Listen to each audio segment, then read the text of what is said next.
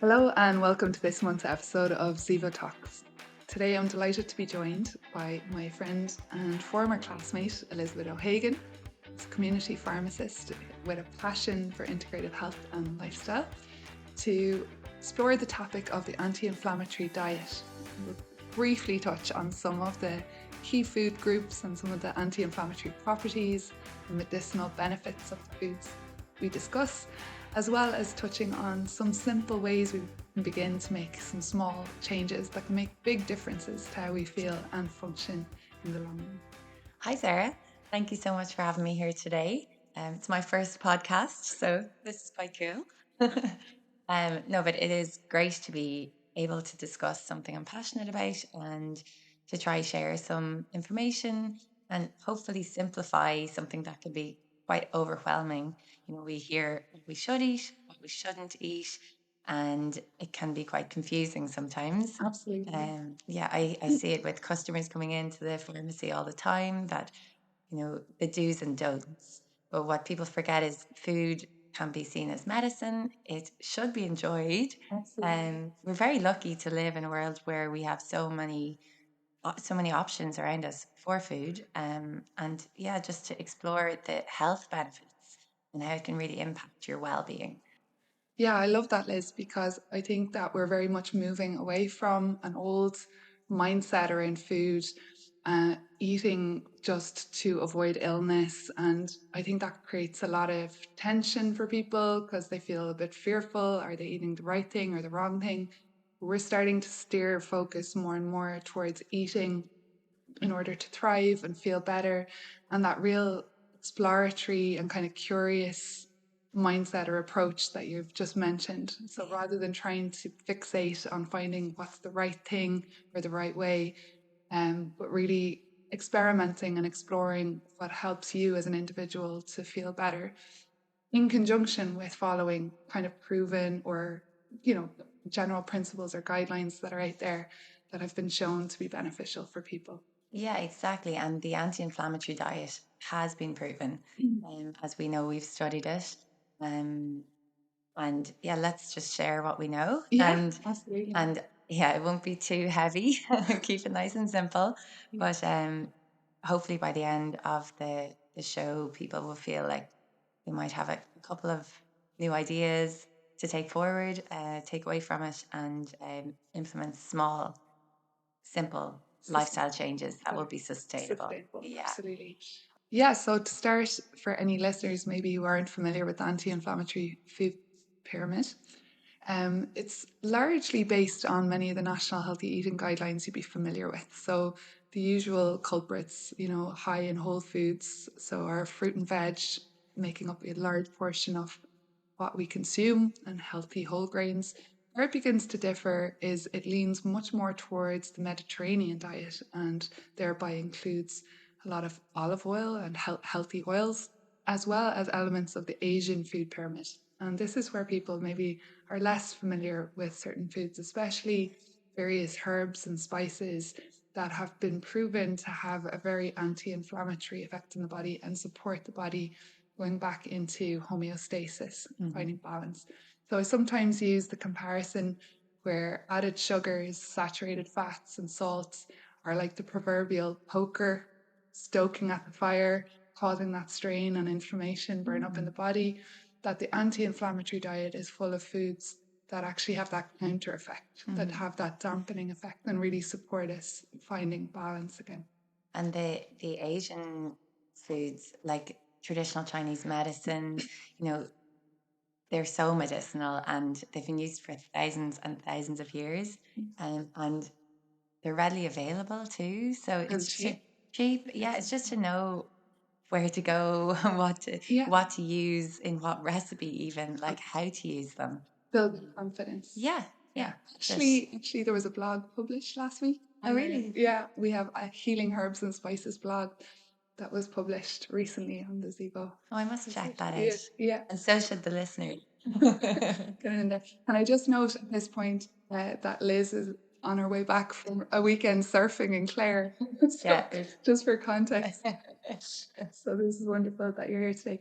So you mentioned about the Chinese elements or the Asian food pyramid, and a lot of the components, apart from the herbs and spices, would be the feature of medicinal mushrooms, such as chaga mushrooms, maitake, cordyceps. There's many different forms of these Asian mushrooms that have a very interesting nutritive profile, and I know will be coming to the fore more and more in years to come, because again of this powerful anti-inflammatory, antioxidative, and harmonizing effect that they can have. Yeah, the mushrooms are really interesting because when we were studying our course, um, what really struck me was when you think about where a mushroom grows and how it survives in really difficult conditions, like it might not have access to sunlight. It's usually around trees which have roots taking up most of the nutrients from the soil, yet the mushroom still survives and thrives and grows. So, in order for it to survive, it has built up this innate armor and is full of phytonutrients, which has like they've been proven to be so beneficial for health and are really hugely influential in the anti-inflammatory diet. I love the way you've described that, and it hadn't struck me quite so much until you mentioned that there. And I know Paul Stamets has done extensive work on mushrooms and the mycelium that connects them underneath, and the profound properties, not only the biochemical and, as you said, the phytonutrients, but also other dimensions of these food groups, that they're not an animal, they're not a plant. Yeah. So, they're their own unique category. But this is certainly one of those things that really stands out in the anti-inflammatory food pyramid. It has its place and is acknowledged to consume and weave in these Asian mushrooms so people can benefit from the health properties. And you can eat them fresh, but equally you can get powdered forms. And there's many different applications, which we can mention briefly at the end. And like using the mushrooms in food and cooking is so tasty as well. Yeah, like, absolutely. So I remember you messaging me after you made your first miso mushrooms, isn't it? mushrooms. Yes, yeah, it was a stir fry, and you were delighted. And I think you got shiitake mushrooms and stir fried them. Yeah, they were so good. Yeah, you were so delighted with it. Elements of, say, the Asian food pyramid that we maybe are less familiar with would be soy protein features there. And a lot of people hear soy, and there was conflicting research about it in recent times. And some people certainly don't tolerate it so well. But for people who do tolerate soy, it's a highly nutritious source of protein. But key factor is how it is produced and how it's been manufactured and sourced, like anything, like any food. So this is one thing, I guess, this is what we're seeing with the rise of plant-based foods and meat alternatives, that actually a lot of them are highly, highly processed. And just because it's plant-based doesn't mean it isn't full of, all these additives. It doesn't necessarily mean that it's healthy. Exactly. And I think we do often think that, or Yeah. that's the way it's marketed too. Certainly. And the same as with soy. And I remember being in a Kitchen at Hand's monastery back in 2015, and the nuns used to make their own tofu. Oh, wow. Yeah, and it was fresh. Like, it was just amazing. So I guess just saying to listeners that there's a lot of factors to take into account when you're considering a food group. And sourcing it. Absolutely, and the quality of how it's produced. So high quality soy-based products, tofu, tempeh, can be really rich, valuable forms of protein. Yeah. If mushrooms and soy isn't getting anyone too excited, there's also other elements of the anti-inflammatory diet maybe people are more excited about, such as dark chocolate and red wine.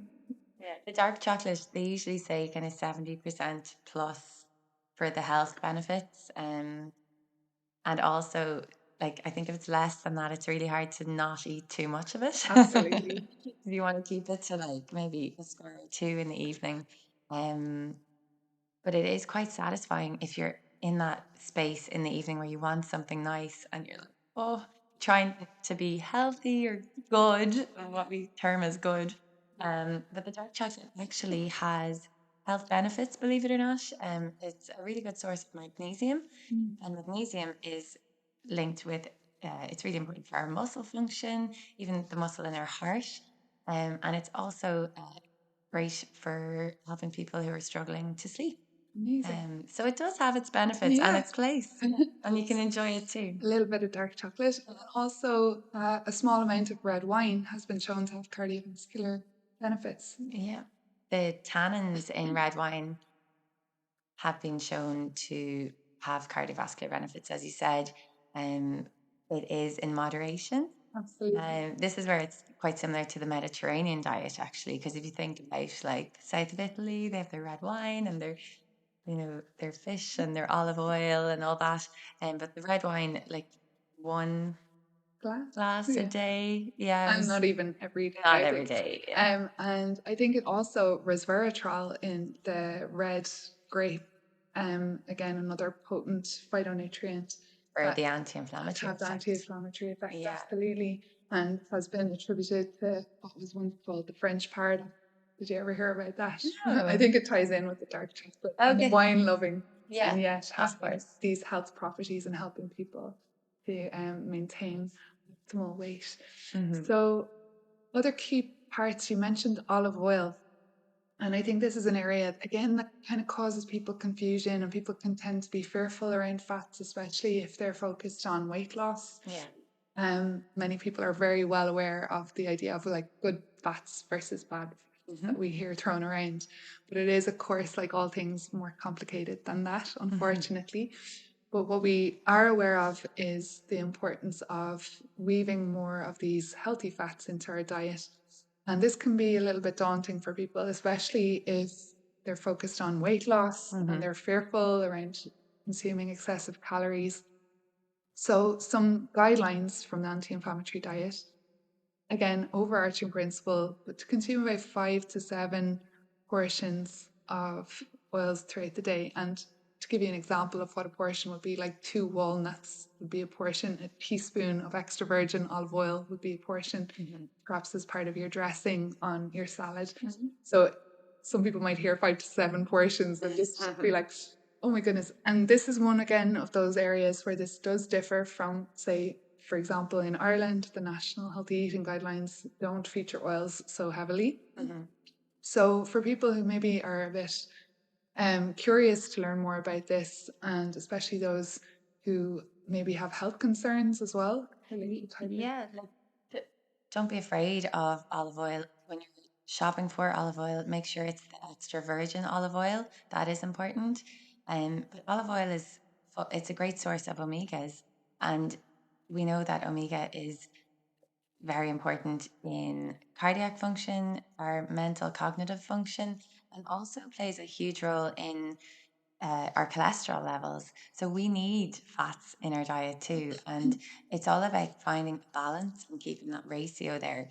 So, like, fat free diet is actually not recommended at all. Yeah, absolutely. And we find that sometimes certain food groups get almost demonized, especially certain carbohydrates. But like everything can have its place and have its time. Yeah. But certainly the evidence is suggesting, especially for health and longevity, that it is important for us to consume these healthy fats and weave them into our diets. Zevo is a fully integrated workplace wellbeing provider. We understand that every company has different goals, needs, and characteristics. Our team of psychologists, performance nutritionists, and experts in the field of physical health conduct in-depth research and thereafter develop and tailor strategic corporate wellbeing programs based on the outcome for each organisation. Our health and wellbeing technology helps take the pulse of your employees' wellbeing needs and promote positive engagement in your organisation's wellbeing programs, encouraging them to move, nourish and inspire. Our broad range of services, available both online and on site, are designed to improve employees' overall well-being and increase engagement within the workplace. We aim to create the healthiest workplace across the globe to ensure that your most important asset, your employees, are energised and thriving. Contact us today to start your workplace wellbeing journey. www.zevohealth.com. So another great natural source of our healthy fats is oily fish. And there is, again, a rule of thumb principle, and these are, of course, as well featured in the National Healthy Eating Guidelines, is 1 to 2 portions of oily fish a week. So there's a simple acronym that can be useful to reference Love a when good you're acronym. and I'll smash. So our salmon, mackerel, anchovies, sardines, and herring.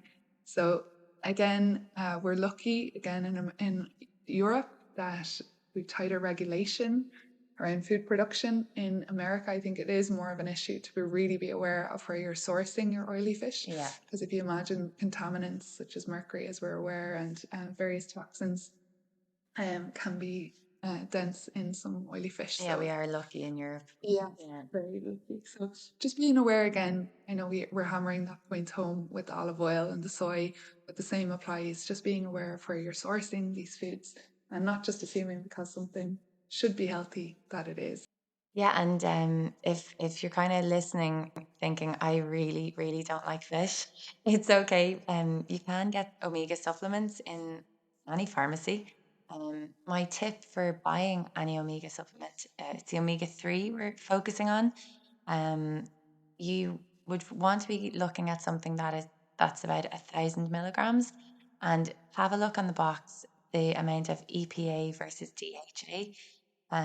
You ideally want more EPA than DHA, and they're part of your omega-3s. So yeah, there are lots of options for that. More EPA is a very good brand. I'm not sponsored. Yeah, no, I remember doing my master's Yeah. and a doctorate student came in to talk to us, and she had been researching EPA for years and it had cured her arthritis. Yeah. And yeah, she wasn't in any way Brand a ambassador. no, not at all. And so I definitely know that. But just for anyone who maybe is vegan, Yep. algae-based supplements is Yeah. another alternative. Yeah, more EPA actually do have a vegetarian and vegan option as well, because I know even with gelatin and capsules, a lot of the omega fish oils would be capsule based because they enclose the oil. Yes. And just so we're definitely not brand Yeah. ambassadors, there's also Eskimo oil and Yeah, which they have a children's range as well. oh, brilliant. Yeah. And is there Farmanord is another really good brand as well. Yeah. You know, some of them can seem very expensive. To be honest, there are loads of brands of it. Just keep an eye on the EPA. milligrams and the EPA versus DHA. DHA. You want more EPA and look for around 1,000 milligrams on the box. Excellent. All right. Thank you so much. So to learn more about any of the elements we've talked about, there's a lot of open source, free, accessible information online about the anti-inflammatory diet. Dr. Andrew Weil on his website goes into much greater depth about the different food groups and how to begin to weave them in. Yeah, you'll find the food pyramid on his website as well. And that's Weil, it's spelled Weil, Yeah. Andrew Weil. And we're probably not pronouncing it I correctly. never know how to pronounce it. Is it Wheel or Weil? We were one of the few Irish people on our Yeah. course at the time, Yeah. and all the Americans. Weil was the Weil? doctor. Wheel? We must ask him. But you can check that out there. So just let's talk maybe a little bit about how to begin weaving some of these healthy eating principles into our daily lives, because I think this is a barrier a lot of people are confronted by, where we can have the best of intentions, especially on a Monday or Yes. Tuesday, and then the momentum of busy lives kicks in. Mhm. And when we're tired or overwhelmed, it's so much easier to go for fast, quick, and usually where we're going to get the greatest instant gratification in the form of sugar or fast foods.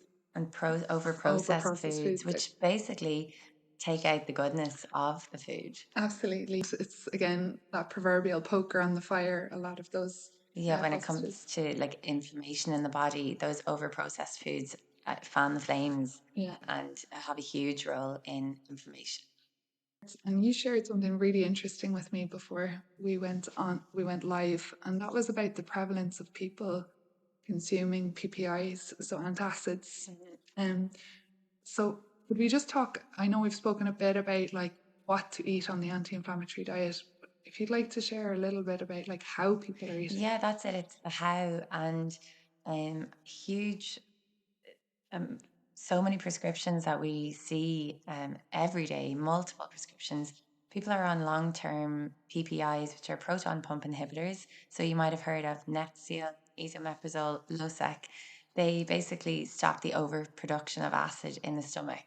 And, for people that are suffering from heartburn, indigestion, like there are other reasons people can be on them. Sometimes it's to protect your stomach from other medication as well. They do have their place and their role, but long-term use of PPIs can have a negative impact.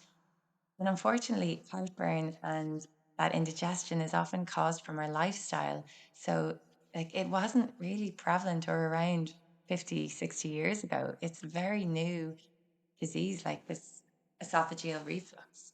Yes, so how we eat really influences how our body can digest the food we are taking in. A lot of people, I see with customers, they're maybe stressed with work. A lot of people eating on the go, which I was guilty of myself. As a pharmacist, you don't always get a break for lunch. You can be eating standing up. You can be eating, while you're running around doing other tasks. And unfortunately, that can lead to this indigestion, stomach pains, like bloating, Tension. tension. And Oh, you're not the only healthcare workers or sectors that will be struck by this in recent years as well. yeah. So it's like, what can we do then? Just to be aware of when we're eating. Like, are we sitting down at a table, looking at the food we're eating, noticing what we're eating, and chewing our food? A lot of us just inhale our food. We sit down with our Times dinner, you're like watching Netflix or TV, you're mindlessly eating. You're not really paying attention to what you're eating. And that's when we miss our body's signals to say you've had enough or you're full. Like we miss these innate natural signals that, yeah, we're just losing that. And so the long-term effect of taking these antacids and PPIs, it can also have a negative effect on our absorption of minerals and vitamins. Yeah, there's been lots of links, studies showing links to osteoporosis. If you think about it, it makes sense because if you're kind of messing with the body's natural amount of acid in the stomach, we need acid in our stomach to break down the food we eat. We need to break down the food we eat so that our body can absorb the nutrients it needs. If we're kind of altering this natural process, long term, long term, yeah, it will affect it the can. nutrients that are being absorbed, which then in turn it's like a domino effect. It can knock on that, it can affect your bone health and all sorts of other issues in the longer term. in the long What I term. absolutely love talking to you about is like that real appreciation for everything having its place. And so this is not in any way to say that antacids don't serve their Of purpose and are course. required at times, but it's Yeah. definitely acknowledging that when we start defaulting to something as a long-term fix for something that maybe it's only intended for Like temporary. we really should be looking at why am I having this heartburn, and like what is the root cause? And if you can get the awareness of what's causing the issue in the first place, then you kind of have much more chance of finding a solution. So if it is stress, like what can you do? Could we do some breathing exercises? Could I make sure I sit down for my dinner at a table, Yeah. not just grab a sandwich on the go or eating in the car. Like it's actually make time and space for that. So it's putting these buffers in place and not only considering what we're eating as having an anti-inflammatory effect, but how we're How we're eating, eating. where we're eating, Yeah, why we're eating. yeah, and yeah, to enjoy the food, like appreciate it, like eating dinner times. It should be like a ritual, Social Just connection. You lit up earlier when you said food should be enjoyed. It's delicious. Just briefly a little bit about the anti-inflammatory diet and weight loss. And I know we were out for a little walk in the forest before we came in here to record, and you mentioned quite a concerning trend that you've noticed in the pharmacy recently. Yeah, you may be aware of it. There is a new injection for weight loss that it's huge in America and it has come to Ireland now and it's extremely popular, which I find quite sad because, as we said earlier, food should be enjoyed. Um, but a lot of people are really struggling with weight loss and Feeling maybe desperate or desperate and looking towards medicine, something to almost, it's not a quick fix, but the way I look at the weight loss injection is that if you're the wrong side of that mountain peak and you're climbing up, you need something to help lift you over that peak and onto the right side of the slope. This is a good option for some people, but only in conjunction with lifestyle changes, dietary changes, more movement and exercise in lifestyle. And the deeper emotional and psychological work as well. Like the injection aims to decrease or suppress your appetite. But as we all know, when we binge on something that maybe we know is not healthy for us, it's usually not because we're hungry. So the term emotional eating is out there. absolutely. So again, what you're saying is you can see how it could be useful in certain contexts. But what you've noticed is there's a lot of people coming in for it that haven't done any sort of inquiry or exploration around diet or making changes to and there is this movement towards that weight loss injection. It's been widely celebrated for a lot of people, but as I said, it needs to be done in conjunction with healthy nutrition, a healthy diet.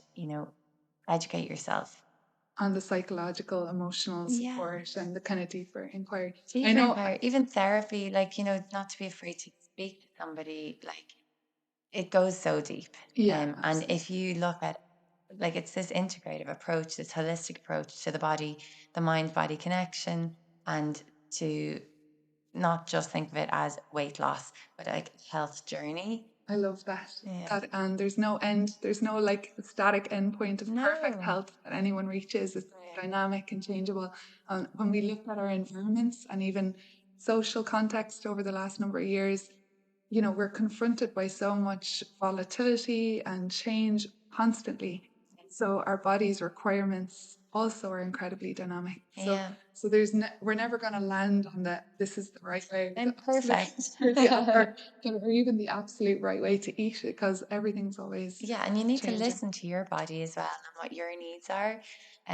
After the pandemic, we saw a huge increase in prescriptions for antidepressants and also for people being diagnosed with type 2 diabetes, which is concerning. And it reflects on, where our society might be at, highlights the importance of human connection. And with the pandemic, with lockdowns, people did get isolated, and that negatively impacted some people's health. And compounded these underlying imbalances. So what I love about what you mentioned earlier about the social connection and the food, how really eating and enjoying delicious food, weaving in more of these anti-inflammatory foods, doesn't have to be absolute, doesn't have to feel like you're self-sacrificing, but ways that you can amalgamate all these different threads. So maybe invite someone over, to try a new recipe. Stir-fried shiitake mushrooms. Throw a bit of turmeric in there for the anti-inflammatory spice. No garlic if you want some kissing. If we start with breakfast, so one example I would see with smoothies, for example, a lot of people are familiar with smoothies these days. They're quick and easy. However, a lot of people tend to make them very high in fruit content and maybe with yogurt or dairy as a base. So some simple ways to make it healthier and more anti-inflammatory would be to add a high quality fat and protein and maybe even some superfoods. So an example of that would be adding in a spoon of nut butter, half an avocado, adding in maybe even some kale. And we spoke about Asian mushrooms earlier, a little half teaspoon of Asian mushroom powder, which you can get. And of course, it won't be the same as the whole food, but nonetheless, will still have very healthful properties. Yeah, you're getting loads of phytonutrients. Loads of phytonutrients. It's gonna start your day off well. It will, with a little kick, and of course, raw cacao, and if you can get a little bit of the raw chocolate powder in there, that's absolutely fabulous as well. Yeah, it should be enjoyed and fun. Experiment with it. I love making it delicious and different all the time. I have a friend, Frederick from Sweden, and he's just a master in the kitchen. He never makes the same meal twice. He's always experimenting, so it's very inspiring. So other things like our juices can be a quick, easy way for people that can be time consuming. Porridge, really adding on elements to porridge. Do you have any favorites? Pimp your porridge. Yeah, absolutely. I love my porridge, and I love trying new things. Like last week, I added a bit of cinnamon and turmeric later to my You'd porridge. never think of turmeric I in was a bit porridge. nervous and it was turning yellow. So I was quite nervous, but I had a bit of peanut butter in there as well. Oh, And I can't remember what fruit, apples, maybe blueberries. I love it. It was delicious. Did you brush your teeth after? Yes. My mum was a dentist, so did not want to go to work with yellow You'd teeth. make yellow teeth. That's the downfall of turmeric. It stains And everything. then flax seeds. If you're adding flax seeds to your porridge, just making sure you mill them so that you can get those omegas. Yeah, that's another more really good access. source. Yeah. And then for lunches, I find, and this was an absolute win for me a few years ago when I started making soup on a Sunday, and I thought making homemade soup was a big deal in terms of time and energy. But once you do it once or twice and get into the rhythm, you'll have a meal for 3 or 4 days, Yeah. obviously depending how many are in the household. And delicious combinations, Yeah. delicious fresh vegetable, tomato. You can make Asian mushroom soups. Yeah. There's a whole host. So that's a great lunch, quick, versatile, easy lunch option. And if you're like me and a little bit sometimes nervous in the kitchen or not sure of my cooking skills, I got a soup maker thing. And tell me, what's the difference? It looks like a kettle, and you literally throw everything in, fill the water up to the line, throw in your stock cube, and press the button on top and walk away. Oh, And when amazing. you come back, you have soup. So there you go. So great. Here's amazing. And then salads, of course, I think we can be a bit default again to sameness in the salad Yeah. department for a lot of people, especially in Ireland. We can go for our iceberg lettuce, tomato, cucumber combo, but really branching. Yeah, the customers also, when you mention salad, and they're like, they think you're going to be telling them to eat rabbit food like carrot sticks and lettuce. Like, salads can be so delicious.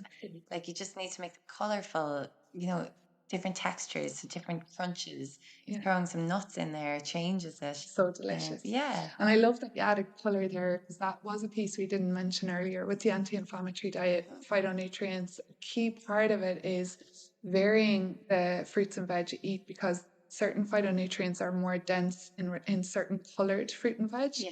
And if you vary the colour, or what many people would have heard, eating a rainbow, it's actually rooted in hard science because you'll get a greater, let's say, spectrum of these phytonutrients and they have a synergistic effect when we consume them. And it's really, again, much more effective and supportive of that homeostasis. So there's actually a challenge.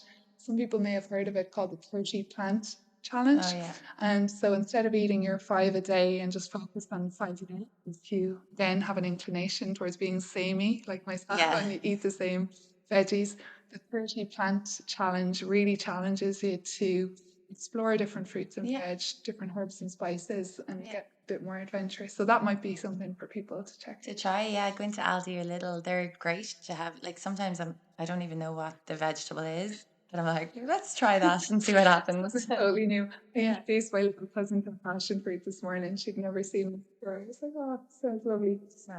Seeing her eat it for the first time and her little nose squinching. It was all better. But it was lovely. When it comes to dinners, I mean, like we could have a series, never mind the next 2 minutes to talk about it.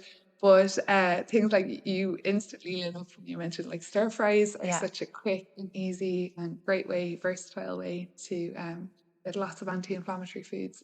And just generally some plant-based recipes. Yeah, to explore more plant-based recipes and kind of get away from that traditional, like especially in Ireland, it's like a meat, potato, and veg. And that's like the way a lot of us would have grown up. That was always your staple dinner. But you don't have to have meat in every meal. And I'm not saying you have to be vegetarian or anything, but don't be opposed to a recipe that does just because it doesn't contain meat. Like just be open to trying new recipes. And I do think, as you say, that a lot of people are already moving that direction, eating for their own nutritional requirements, and because it helps them feel better, but also eating because of the environmental impact and making choices based on what their food selection, the knock-on effect it has on their communities and the environment. And the climate, But also another thing we didn't mention was like pulses, beans, lentils. Those types of food are so full of protein, but they're actually quite cheap. So from a financial point of view, I'm often just cooking for myself, and it's actually much cheaper to eat a plant-based meal than buying meat. Absolutely. Yeah. So some people might tend to feel eating healthier costs a lot more. And in certain ways it can, Yeah. but there are also many ways to save a lot of money A lot, yeah. by with well informed choices when Yeah. it comes to And eating. again, a lot of the recipes, the plant-based recipes, your meals will be colorful, and there is definitely a link with it making you feel better mentally as well. When you look at your meal and you see, as you said earlier, a rainbow of colors, like it does make you feel better. Do you know, Prozac capsules used to be like blue and almost glittery. Like you would look at it and instantly feel better just because it was so pretty. So there was research gone into the design of these pills and the effect it has just Like consuming it something was an beautiful. antidepressant tablet to make you feel better, and then you pop it out and it's like blue and sparkly. It's not like that anymore, but it used to be like Okay, that. so that's really interesting. Yeah. But I guess there is a whole industry based on, making food look beautiful Yeah. and a haute cuisine. Yeah. But yeah, that's so interesting. So look, there's lots of simple tips there. I know it's very light touch in the short time we have together today.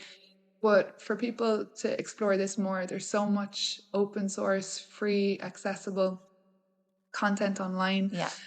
So just exploring anti-inflammatory recipes. Yeah. There's cookbooks out there with different authors. And of course, as we mentioned earlier, Dr. Andrew Weil's webpage Yeah. on the anti-inflammatory diet. He also has a podcast series called Body of Wonder. It wouldn't be as good as our podcast, but I'm only joking. But you could have a look at that too. It's available on Spotify. That is an amazing podcast. It's Yeah. actually one of my favorite. I haven't listened in a couple of months, but I was, a regular listener. Like, Yeah. fascinating topic. Yes. I'm known in work as like being the H2O sheriff.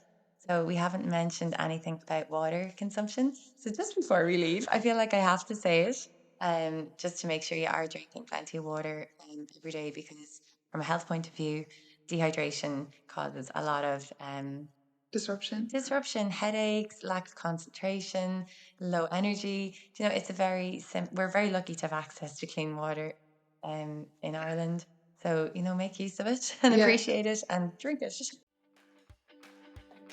Liz, it's been just such a joy to chat to you today. Thank you so much for your time. And very much hope that the listeners have benefited from the conversation. And there's so much resources on the Zevo Health website that if people want to look into other trainings, other content that we have around these healthy eating protocols, there's plenty there to dive into. Thank you for your time. Thank you so much for having me.